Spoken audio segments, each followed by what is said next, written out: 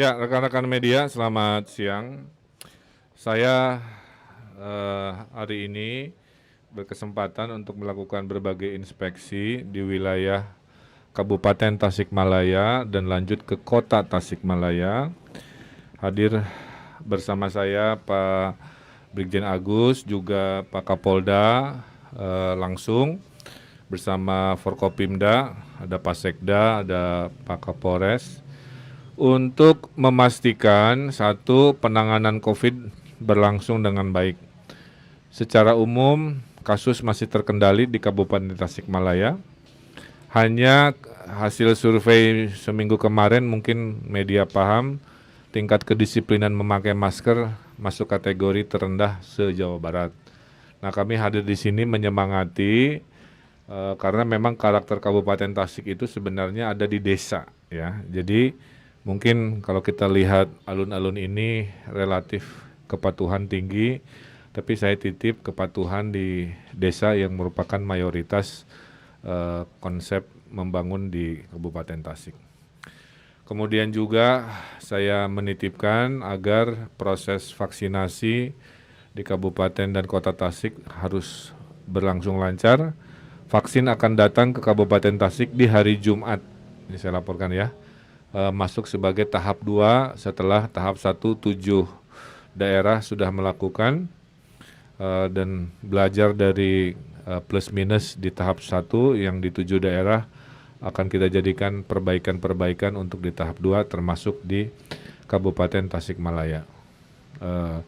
Kami juga melihat kalau di pusat kota relatif baik, mudah-mudahan bukan karena kami datang terus pada pakai masker, tapi memang karena kesadaran kedisiplinan.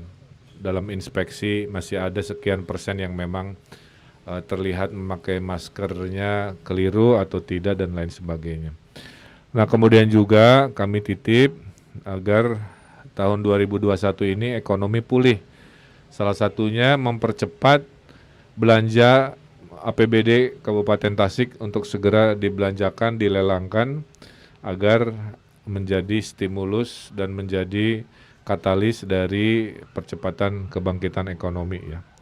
Nah, mudah-mudahan dengan begitu Jawa Barat bisa jauh lebih baik. 2021 tahun pulih pandemi, juga tahun pulih ekonomi. Saya tadi mengunjungi satu puskesmas, namanya puskesmas apa tadi? Tinawati. Tina ya? Tina, maaf.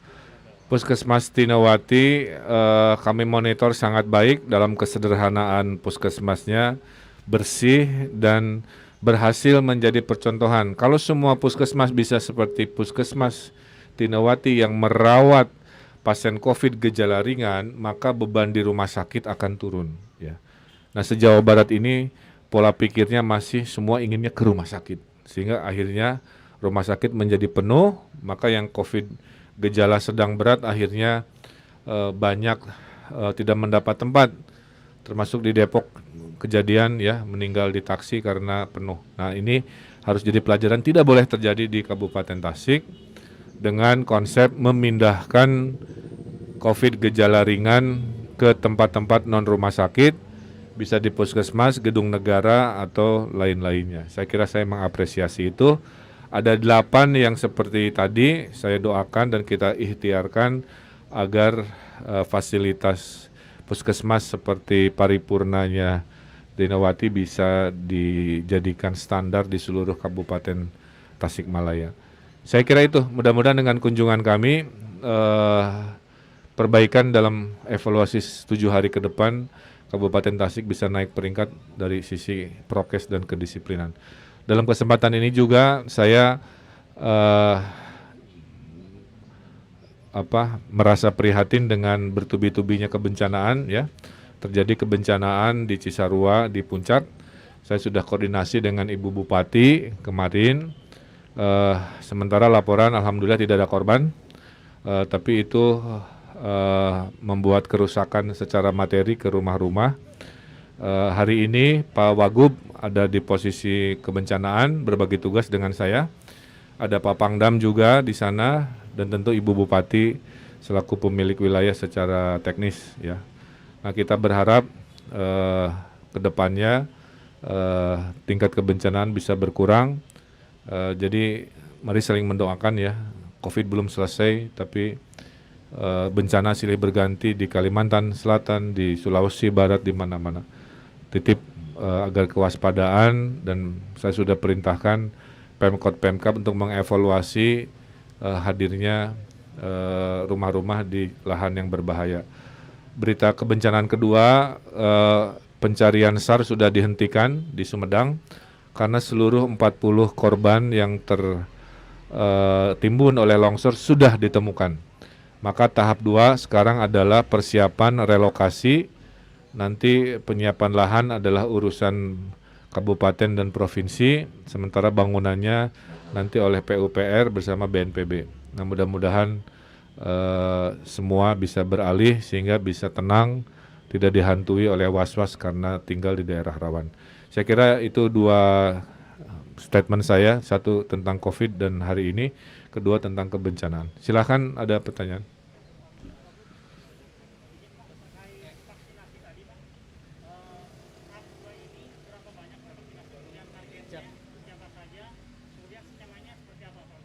Ya, tenaga kesehatan itu totalnya ada 153.000, Kang. Jadi itu target kita dalam 1 bulan ini adalah menyuntikan vaksin kepada 150.000 tenaga kesehatan di 27 kota kabupaten, termasuk di Kabupaten Tasikmalaya.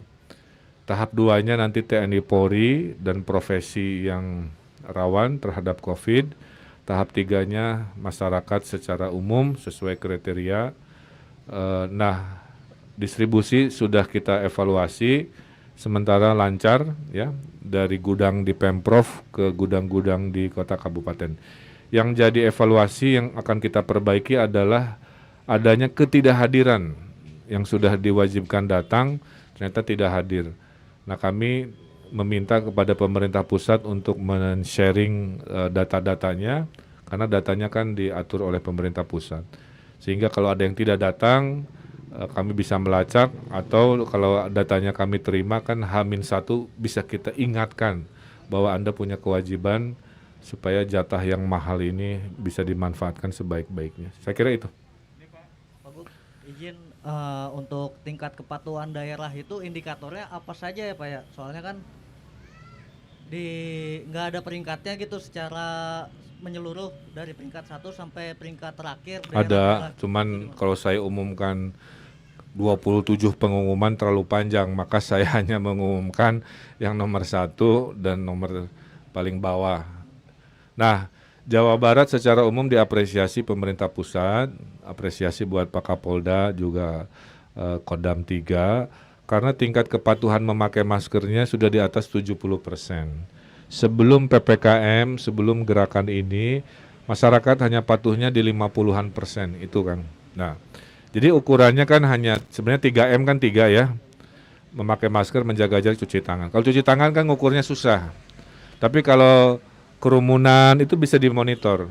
Kemudian pakai masker. Caranya apa? Seluruh TNI Polri se-Republik Indonesia ini dikasih aplikasi, Kang, di dalam HP-nya. Jadi foto, kemudian dia melaporkan sesuai kriteria apa yang dia lihat. Nah, itu yang dilakukan hari ini oleh ribuan TNI Polri dan Satpol PP.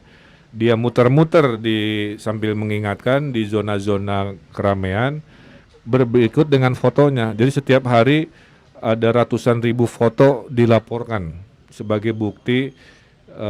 Kemudian persentasenya memang diperkirakan lah ya. Nah, itulah yang mengukur, dan hasil laporan dari ribuan TNI Polri, nomor 1 terbaik adalah Kota Bekasi, sementara yang kurang disiplin adalah Kabupaten Tasik.